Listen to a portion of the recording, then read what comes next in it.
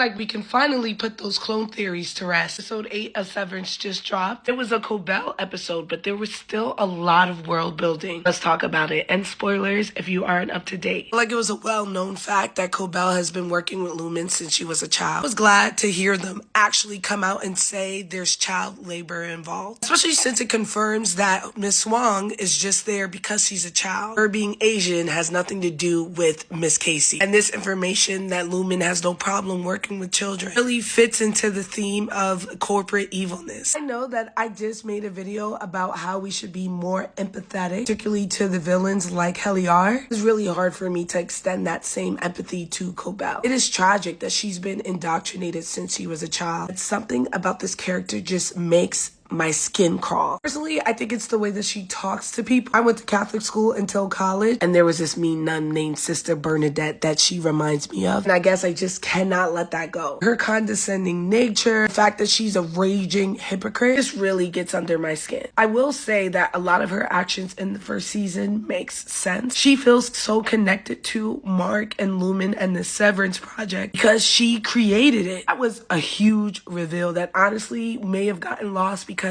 I could not connect with this episode. For the split second that I felt bad for her ideas being taken away, I thought about the fact that all of the testing that they're doing with Gemma, Cobell is responsible for. And listen, I understand that the entire C-suite at Lumen are evil, and that includes Helly and Milchick. I still can just endear to them a little bit more than I can with Cobell. Once again, I think it's my personal trauma with nuns because her story does reflect what it feels like to be a woman in STEM. How easy it is to get your ideas taken and be relegated to middle management instead of where you belong, while being expected to continue in that research that you created and was stolen from you. But I still hate her. Evan continued to annoy me. He was blowing Cobell up. I will apologize. I realized in my previous video when I said she was an op, people thought that I was saying she worked for Lumen. That's not what I was saying. Saying that she was an op in like a Karen-y type of way. She doesn't think, because she's privileged. What's worse about Devin is she puts on this persona that she's not, that she's a woman of the people. He was blowing up Cobell's phone. Woman who stalked her brother and her, pretended to be a lactation specialist, probably touching her titties, violating her. Honestly, I'm not gonna hold you. I don't think Cobell is going to turn the way that we think she is. Just like we saw in the premiere, Lumen may just snuff out this problem. Cobell doesn't care about the severed people. She cares that her stuff was stolen. And that's something we need to remember. Maybe the show's just making me a nihilist. I don't know. Like I said, I really feel like Devin is going to be the downfall of this program. But this episode, once again, was incredible, but definitely not the season's best. So I'm going to go ahead and give it 3.5 out of 5 Frankie Flames. They can do better. And I was